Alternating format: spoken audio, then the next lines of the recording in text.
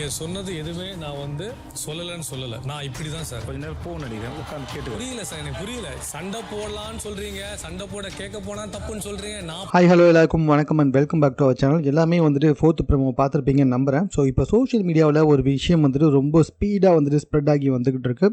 அது என்ன அப்படின்னு சொல்லி பார்த்தீங்கன்னா, கிட்டத்தட்ட இந்த 9 சீசனில் இதனால் வரைக்கும் இல்லாத அளவுக்கு ஹோஸ்டையே எதிர்த்து பேசினது பிரஜன் அப்படின்ற மாதிரியும், அது மட்டும் இல்லாமல் அவர் உள்ளேயே எல்லாரையுமே மிரட்டியிருக்காரு. வார்னிங் கொடுக்குறேன் அப்படின்ற வார்த்தையை பல முறை பயன்படுத்தியிருக்காரு. அப்படின்றதுனாலையும் ஆல்ரெடி விஜய் சேதுபதி இந்த மாதிரி பிக் பாஸ் வீட்டுக்குள்ளே வேறு யாராவது மிரட்டுற மாதிரி பேசினா அவங்களுக்கு வார்னிங்லாம் கொடுக்க முடியாது அப்படின்னு சொன்னதையும் வைத்து தற்போது பிரஜனுக்கு எல்லோ கார்டு, அதாவது வார்னிங் கொடுத்துருப்பதாக செய்திகள் வந்துகிட்டு இருக்கு.